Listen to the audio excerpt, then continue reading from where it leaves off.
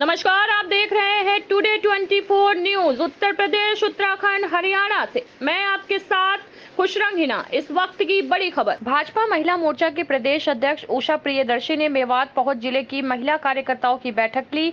बैठक के दौरान उषा प्रियदर्शी ने महिलाओं को देश के प्रधानमंत्री नरेंद्र मोदी की देश में चल रही जनहित योजनाओं को भी विस्तार पूर्वक बताया। नूंह जिले के भाजपा कार्यालय में पहुंची महिला भाजपा प्रदेश अध्यक्ष उषा प्रियदर्शी ने कहा कि देश के प्रधानमंत्री नरेंद्र मोदी देश को आगे बढ़ाने का लगातार प्रयास कर रहे हैं और 2047 तक विकसित भारत का संकल्प लेकर चल रहे हैं। उषा प्रियदर्शी ने कांग्रेस पर जुबानी हमला बोलते हुए कहा कि आज कांग्रेस की स्थिति बद से बदतर हो रही है। कांग्रेस के पास न तो हरियाणा में अपना संगठन है और न ही लोकसभा चुनाव लड़ने के लिए उम्मीदवार हैं। जहां भाजपा ने पहले ही अपने सभी उम्मीदवारों की घोषणा कर दी है, वहीं कांग्रेस अभी तक भी हमारे खिलाफ चुनाव लड़ाने के लिए उम्मीदवारों को तलाश रही है। उषा प्रियदर्शी ने कहा कि गुड़गांव लोकसभा से भाजपा के प्रत्याशी राव इंद्रजीत सिंह इस बार रिकॉर्ड तोड़ मतों से लोकसभा चुनाव जीतने का काम करेंगे।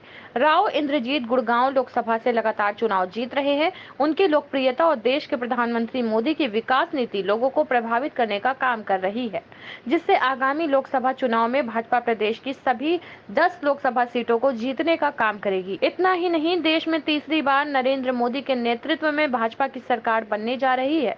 इस दौरान भाजपा जिला अध्यक्ष नरेंद्र पटेल और भाजपा प्रदेश कार्यकारिणी के सदस्य जाहिद हुसैन ने कहा कि गुरुवार को लोकसभा की टिकट मिलने के बाद पहली बार राव इंद्रजीत सिंह मेवात आ रहे हैं। इस दौरान वो कार्यकर्ताओं की बैठक लेंगे, जिसकी सभी तैयारियां पूरी कर ली गई है। योजना के अनुसार हर जिले में, विधानसभा में, गांव में हर जो पार्टी के जो मोर्चे हैं सब अपना अपना सम्मेलन वहां पर कर रहे हैं। महिला मोर्चे का हमारे जिले का सम्मेलन आज था।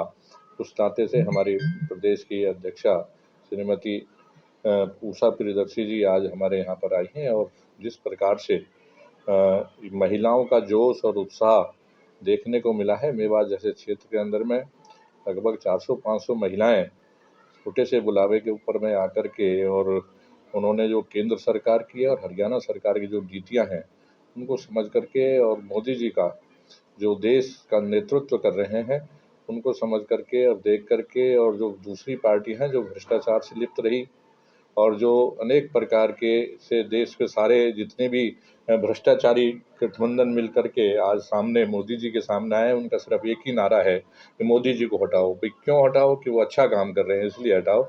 अब भ्रष्टाचार के नाते कुर्सी हड़पने के चक्कर में है। तो आज महिलाओं ने समझा है, यहाँ की जो मेवात क्षेत्र के अंदर में जो आप कहते थे कि भाई यहाँ पर भाजपा को वोट नहीं पड़ते, तो यहाँ पर मुस्लिम महिलाएं भी भारी संख्या में यहाँ पहुंची और उन्होंने समझा है कि इसका देश का अगर विकास और हमारे प्रदेश का विकास अगर कर सकती है तो मात्र भारतीय जनता पार्टी कर सकती है। हमारे प्रधानमंत्री जी कर सकते हैं, नायब सैनी जी कर सकते हैं। उसको लेकर के जो भ्रांतियां हैं, 9.5 साल और 10 साल का जो कार्यकाल देखा है, उनके भ्रांतियां उनकी निकल गई हैं और सबको साथ लेकर के चलने का जो काम है भारतीय जनता पार्टी आज कर रही है। आप छायाकार पत्रकार बंधुओं की तरफ को मैं बहुत बहुत धन्यवाद और आभार प्रकट करती हूँ कि लोकतंत्र के इस महापर्व में आपकी भागीदारी बहुत अहम है और यशस्वी देश के प्रधानमंत्री नरेंद्र भाई मोदी जी की जो नीतियाँ हैं उनको आप लोग नीचे धरातल तक इन कार्यकर्ताओं का सहयोग करके ले जाने का काम करते हैं। रही बात लोकसभा चुनाव की, तो मैं आप सबके माध्यम से बताना चाहती हूँ कि ये जो हमारी 10 की 10 हरियाणा की सीटें हैं, हम इनको बहुत ही भारी बहुमत से जीतने वाले हैं, क्योंकि कांग्रेस या अन्य दलों के पास जिस तरह का हमने अपनी टिकटों का बंटवारा काफ़ी दिन पहले से कर दिया है, हमें किसी का डर नहीं है, चिंता नहीं है कि हम कहीं भी कमज़ोर हैं। लेकिन इनके पास मुझे लगता है प्रत्याशी ही नहीं है हमारे सामने खड़ा करने के लिए। यही कारण है, ना इनके पास संगठन है, ना अभी तक ये एकता के सूत्र में बंध पाए हैं। ये सब बिखरे पड़े हैं, एक दूसरे को काट मार के चक्कर में चले पड़े हैं। तो इसलिए सीधा सा मैसेज है कि 10 की 10 लोकसभा सीटें हम बहुत भारी बहुमत से, और आपको मैं बताना चाहती हूँ कि जो हरियाणा की बहनें हैं, जो देश के प्रधानमंत्री ने, हरियाणा के मुख्यमंत्री जी ने, मनोहर लाल जी ने और अब नायब सिंह सैनी जी ने जो ताकत और शक्ति महिलाओं को देने का काम किया है, आज से 10 साल पहले का इतिहास अगर आप खोलोगे तो इतना जन सैलाब जो आज यहाँ कार्यालय के अंदर नूह जैसे, जिसको पिछड़ा इलाका कहा जाता था, उस जिले की महिलाएं आज यहाँ कार्यालय में आकर के इतनी शक्ति के रूप में ये बहनें देश के प्रधानमंत्री को पुनः तीसरी बार प्रधानमंत्री बनाने के लिए एक शक्ति के रूप में उभरी हैं। तो निश्चित तौर पर सीधा मैसेज है कि कोई नहीं टक्कर में है ही नहीं।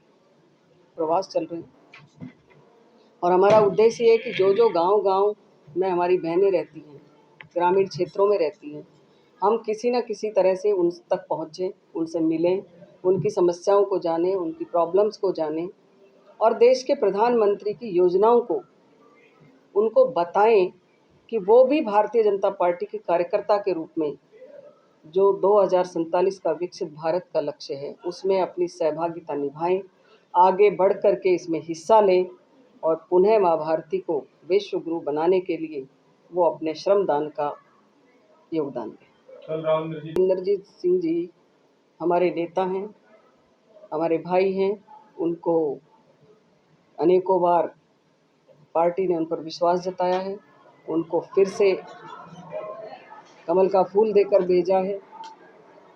वो विकास पुरुष हैं, उन्होंने बहुत सारे विकास कार्य यहाँ पर किए हैं। तो हमने मातृशक्ति को निमंत्रण दिया है कि वो अपने भाई के मन को, भाव को उनको सुने और उनसे मिलें।